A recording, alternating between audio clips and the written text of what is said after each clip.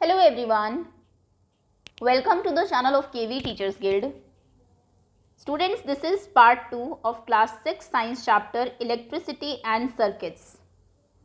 इस चैप्टर की part 1 video में हमने बल्ब और सेल की कुछ प्रॉपर्टीज देखी. जो रिमेनिंग टॉपिक्स है we will cover in this video. तो चलिए स्टार्ट करते हैं. So we were on page number 120 जहाँ पर आपको इलेक्ट्रिक स्विच के बारे में बताया हुआ है. We had an arrangement for switching on or off our homemade torch by moving the base of the bulb away from the tip of the cell. आपने जो होममेड एक टॉर्च बनाई थी एक सेल को और बल्ब को यूज़ करके, उसमें आप सेल को मूव करा के ऊपर या नीचे की तरफ उसे ऑन या ऑफ कर सकते हैं.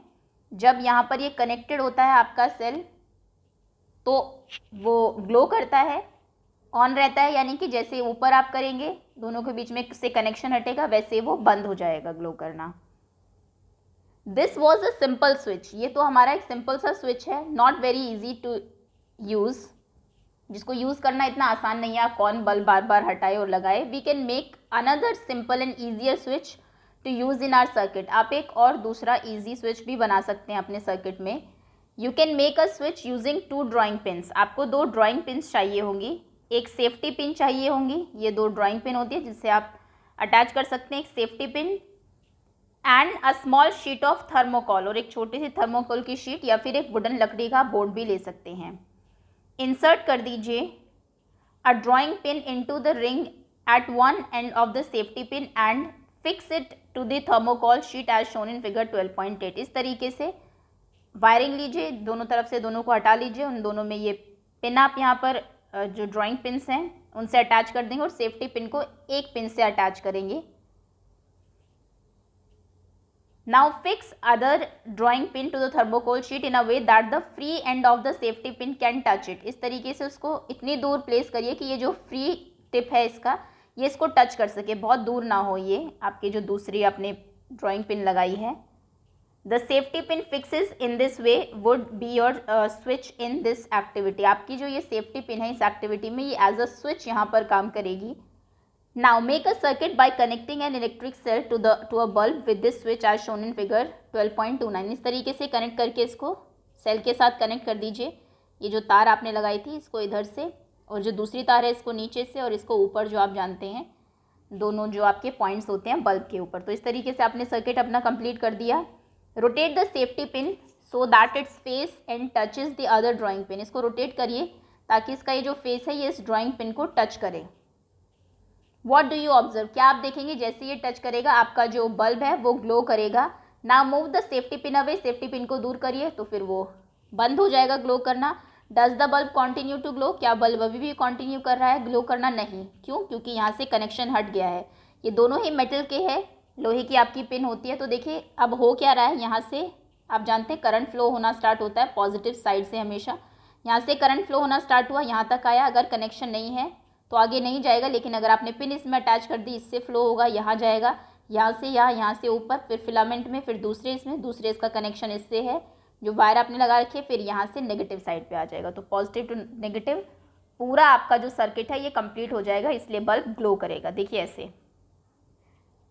The safety pin covers the gap between the drawing pins when you made it touch 2 of them. जब आप इन दोनों को पॉइंट्स को टच कराते हैं तो एक तरीके से इनके बीच का गैप ये फिल कर देते हैं. In this position the switch is set to be on. अभी स्विच ऑन है अगर दोनों के बीच में कनेक्शन है. Since the material of the safety pin allow the current to pass. और ये इसलिए हो रहा है क्योंकि ये जो सेफ्टी पिन जो आपकी बनी होती है वो करंट को अपने अंदर से पास होने देती है. अगर आप लकड़ी का पिन, लकड़ी की कोई चीज़ यूज़ करते तो नहीं होता. The circuit was complete, hence the bulb glows. Okay. On the other hand, the bulb did not glow when the safety pin was not in touch with the other drawing pin. जब आपकी safety pin दूसरे drawing pin के साथ connection में नहीं है तो फिर क्योंकि सर्किट कंप्लीट नहीं हो रहा है इसलिए बल्ब ग्लो नहीं कर रहा. The circuit was not complete as there was a gap between the 2 drawing pins. Okay.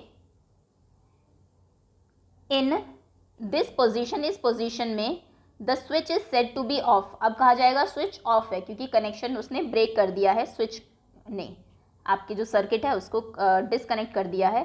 A switch is a simple device that either breaks the circuit or complete it. Switch क्या होता है, definition अगर पूछी जाएगी, एक आसान सा एक डिवाइस है जो कि आपके सर्किट को कंप्लीट करता है या फिर ब्रेक कर देता है. या तो ऐसे करके कंप्लीट करता है सर्किट को ताकि फ्लो हो इजीली करंट और ग्लो करे बल्ब आपका, या फिर ब्रेक कर देता है ऐसे करके अलग करके।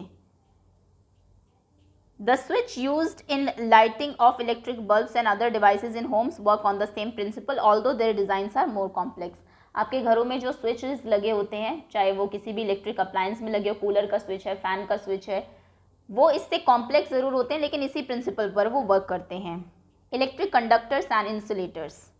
उससे पहले आपको ये एक बार जो आपके घर में बैटरी है उसका कनेक्शन कैसे, स्विच कैसे वर्क करता है वो बता देते हैं। ये देखिए, ये आपका बल्ब है, यहाँ से पॉजिटिव साइड से करंट फ्लो होना स्टार्ट हुआ ऊपर की तरफ, इधर गया ऊपर फिलामेंट में गया, फिलामेंट आपका जला, यहाँ से ऐसे आया, ये पूरी वायरिंग होती है इसके अंदर ऐसे। और देखिए यहाँ पर इस तरीके से स्विच को अटैच किया गया है कि अगर आपने इसको स्विच को नीचे स्लाइड किया, इस तरफ स्लाइड किया, तो ये पॉइंट नीचे इधर आ जाएगा और फिर यहाँ से कनेक्शन ब्रेक हो जाएगा। ये अब ऐसे हो जाएगा अगर ऑफ़ करेंगे आप तो कनेक्शन ब्रेक हुआ तो आपका बल्ब जलना बंद हो जाएगा। लेकिन अभी अगर आप ऊपर करेंगे तो ये यहाँ से इसके ऊपर अटैच हो जाता है, दोनों के बीच में कनेक्शन रहता है और बल्ब आपका जलने लगता है क्योंकि सर्किट कंप्लीट होता है। फिर यहाँ से ऐसे आके इसमें से पास होगा करंट, फिर यहाँ से इसके अंदर से आके यहाँ से, और ये नेगेटिव साइड आ जाएगा आपके बल्ब के। ओके, चलिए अब इंसुलेटर की और कंडक्टर्स की बात करते हैं। In all our activities we have used metal wires to make a circuit. आपने मेटल की वायर यूज़ की सर्किट बनाने में। Suppose we use a cotton thread, अगर आप एक कॉटन का थ्रेड यूज़ करते, धागा यूज़ करते without using material wire to make the circuit, क्या आपको लगता है कि तभी भी आपका बल्ब ग्लो करता है? आंसर है no. What material can be used in electric circuit so that the current can pass through them? Let us find out कौन कौन से मटीरियल आप यूज़ कर सकते हैं ताकि करंट पास हो सके उसमें से। Disconnect the switch from the electric circuit you used in activity 4। यहाँ पे आपने जो सर्किट यूज़ किया था उससे डिसकनेक्ट कर दीजिए। This would leave the with the 2 free ends of the wire as shown. ऐसे आपको मिल जाएगा अगर आप यहाँ से वो हटा दे जो आपने बीच में बोर्ड वगैरह लगाया था। अब आपको क्या करना है, bring the free ends of the 2 wires close to let them touch each other. अगर आप यहाँ से इनको पास में लेके आएंगे तो बल्ब आप देखेंगे कि ग्लो करता है आपका जब ये दोनों वायर्स एक दूसरे को टच करती है। Now you can use this arrangement to test whether any material allow current to pass through it or not. अब आप कोई भी मटीरियल यूज़ करेंगे यहाँ पर, जैसे आपने की यूज़ की के इस तरफ से और इस तरफ से तार को जोड़िए, अगर ये ग्लो करता है बल्ब आपका, मतलब की क्योंकि आपके लोहे की बनी है और वो एक अच्छा कंडक्टर है, इलेक्ट्रिसिटी को कंडक्ट कराता है अपने अंदर से, ये ग्लो करेगा। अगर आप यहाँ पर एक लकड़ी रख देंगे तो आप देखेंगे बल्ब नहीं जलेगा। क्यों? क्योंकि वुड अपने अंदर से पास नहीं होने देती है। प्लास्टिक रखेंगे तो वो भी कंडक्टर अच्छा नहीं है, इलेक्ट्रिसिटी का इंसुलेटर है, वो भी पास नहीं होने देगा। ओके, अब आपको अलग अलग चीज़ें कनेक्ट करने से, कॉइन्स, कॉक, rubber, glass, keys, pins, plastic का scale, wooden block, aluminium foil, candle, sewing needle, thermocol, paper, pencil, lead, by one आप फ्री एंड से इस तरीके से कलेक्ट करेंगे और फिर देखेंगे कि किन से बल्ब ग्लो होता है और किन से नहीं होता। जैसे यहाँ पर आपको कुछ चीज़ें दी, की मेटल की बनी हुई है तो वो बल्ब को ग्लो कराएगी। इरेजर रबर की बनी हुई है, नहीं। स्केल प्लास्टिक का बना हुआ है, नो। मैचस्टिक लकड़ी की बनी है, माचिस की तिल्ली से अगर आप कनेक्ट करेंगे तो भी बल्ब ग्लो नहीं करेगा। ग्लास बैंगल ग्लास का है आपका, वो भी नहीं कराएगा। नेल जो लोहे की है वो मेटल की बनी हुई है तो उससे आपका जो बल्ब है वो ग्लो करेगा। What do you find? The bulb does not glow when the free ends of the wire are in contact with some material you have tested। कुछ मटीरियल से कनेक्ट करने पर बल्ब हमारा ग्लो नहीं किया। दिस मीन्स, इसका मतलब ये हुआ that these material do not allow the electric current to pass through them। ये अपने अंदर से इलेक्ट्रिक करंट को पास नहीं होने दे रहे हैं। ऑन दी अदर हैंड, दूसरी तरफ कुछ मटीरियल ने अलाउ किया, इसका मतलब है कि ये अपने अंदर से करंट को पास होने दे रहे हैं। Which indicate bye glowing bulb, जो कि ग्लोइंग बल्ब इंडिकेट कर रहा है। यहाँ पर आपकी एक डेफिनेशन आती है, materials which allow electric current to pass through them. जो मटीरियल्स अपने अंदर से इलेक्ट्रिक करंट को पास होने देते हैं, they are conductors of electricity. जो अपने अंदर से करंट को पास होने देते हैं वो कंडक्टर्स हैं। इंसुलेटर्स जो हैं, do not allow electric currents to pass through them, वो अपने अंदर से इलेक्ट्रिक करंट को पास नहीं होने देते। With the help of table 12.1 name the material which are conductor of electricity, और सम मटीरियल जो कि इंसुलेटर्स हैं। इलेक्ट्रिक कंडक्टर्स आपके होते हैं, ये इंपॉर्टेंट क्वेश्चन है, मैं लिखवा देती हूँ, आप लिख भी लीजिए अपनी बुक में इसको।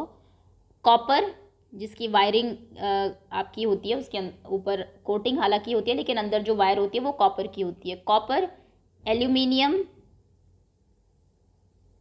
गोल्ड एंड सिल्वर, ये कुछ आपके कंडक्टर्स हैं, हालांकि 3 ही आपको लिखने हैं। इंसुलेटर्स में ग्लास, कांच जो है वो, प्लास्टिक, रबर एंड वुड, लकड़ी, ये आपके इंसुलेटर्स हैं जो अंदर से अपने करंट पास नहीं होने देते। कोई भी 3 आप लर्न कर लीजिए। वॉट डू यू कंक्लूड, हमने क्या कंक्लूजन यहाँ से निकाला?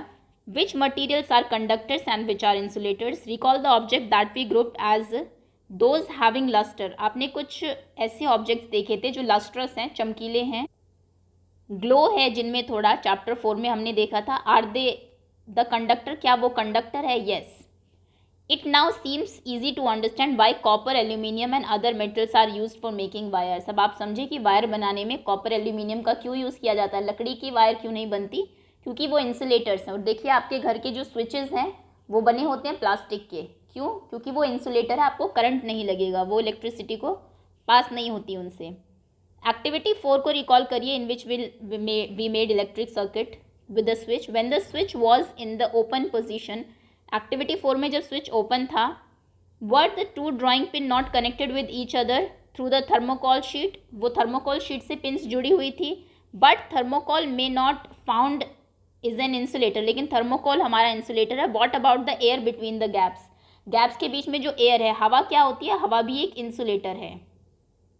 एयर आप जानते हैं हर जगह प्रेजेंट है। अगर एयर कंडक्टर होती इलेक्ट्रिसिटी की तो वायर इतनी दूर है उनमें भी करंट पास हो जाता, लेकिन वो भी इंसुलेटर है, पास नहीं करने देती अपने अंदर से इलेक्ट्रिसिटी को।